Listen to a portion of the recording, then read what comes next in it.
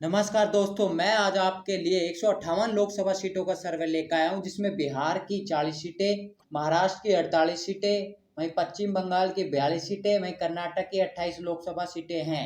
जिसमें पिछली बार की बात करें तो भाजपा यानी एनडीए को 158 लोकसभा सीटों में से 123 सीटें जीतने में कामयाबी प्राप्त की थी। क्या बीजेपी पार्टी का जो अब के एनडीए टूटा है, जैसे बिहार में जेडीयू के साथ, वहीं महाराष्ट्र में उद्धव गुट के साथ, वहीं कर्नाटक में बीजेपी विधानसभा चुनाव बुरी तरह हारी है, वहीं पश्चिम बंगाल में भी विधानसभा चुनाव बीजेपी बुरी तरह हारी है।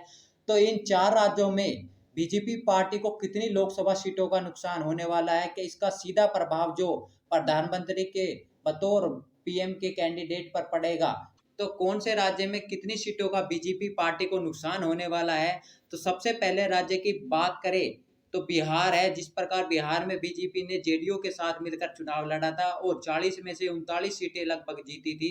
तो आपके क्या आंकड़े बनते हुए दिख रहे हैं। तो बिहार राज्य की बात करें तो यानी कि बिहार में महागठबंधन के पास 27 से 31 सीटें जा सकती है, वहीं बीजेपी के पक्ष में 11 से 14 सीटें जा सकती है। यानी कि महागठबंधन बिहार में बीजेपी को जोर का झटका देता हुआ दिख रहा है। लगभग लगभग आधी से भी ज्यादा सीटें बीजेपी की कम होती हुई दिख रही है। वहीं किसके पक्ष में कितना वोट शेयर जा सकता है। तो महागठबंधन के पक्ष में 49.13% वोट शेयर जा सकता है। वहीं बीजेपी के पक्ष में 44.20%, बाकी अदर्स के खाते में जा सकता है। अगले राज्य की बात करें तो पश्चिम बंगाल है। पश्चिम बंगाल में जहां पर 42 लोकसभा की सीटें आती है, वहीं पिछली बार की बात करें तो बीजेपी ने यहाँ फुल जोर लगाया था और 18 लोकसभा की सीटें जीती थी। आपके क्या आंकड़े बनते दिख रहे हैं। क्या मैं टीएमसी पार्टी की बात करें तो 24 से 29 सीटें मिलती दिख रही है। मैं बीजेपी की पार्टी की बात करें तो 11 से 14 सीटें मिलती दिख रही है। मैं कांग्रेस के खाते में 0 से 1 सीटें जाती हुई दिख रही है। मैं वोट शेयर की बात करें तो किसके पक्ष में कितना वोट शेयर जा सकता है। तो मैं टीएमसी पार्टी के पक्ष की बात करें तो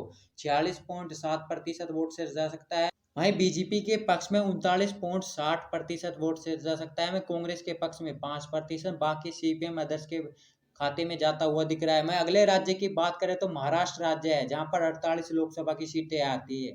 वहीं पिछली बार बीजेपी और शिवसेना ने साथ मिलकर चुनाव जीता था। लगभग 48 सीटों में से 41 सीटें जीतने में कामयाब हुई थी।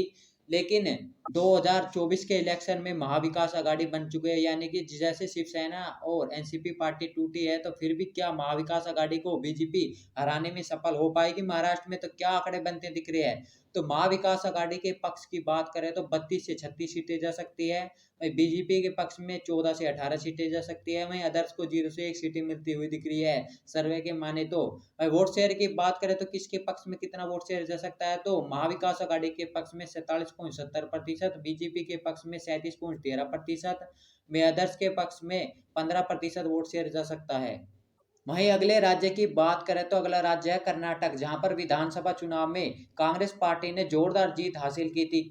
क्या बीजेपी को लोकसभा चुनाव में भी कांग्रेस पार्टी झटका देने वाली है। तो क्या आंकड़े बनते दिख रहे हैं ताजा सर्वे की माने तो कांग्रेस के पक्ष में 15 से 19 सीटें जा सकती है। बीजेपी के पक्ष में 8 से 11, में जेडीएस के पक्ष में 1 से 2 सीटें जा सकती है। वे अदर्स के पक्ष में भी 0 से 1 सीटें मिलती हुई दिख रही है। हमें वोट शेयर की बात करें तो कांग्रेस के पक्ष में 46.20%, बीजेपी के पक्ष में 44.60%, वहीं जेडीएस के पक्ष में 8.7%, बाकी अदर्स के खाते में जाता हुआ दिख रहा है।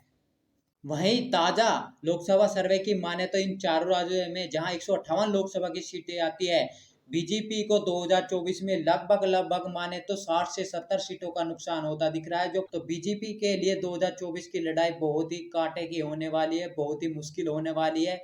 जिस प्रकार विपक्षी पार्टियों ने एकता दिखाई है, उससे बीजेपी घबराई हुई है।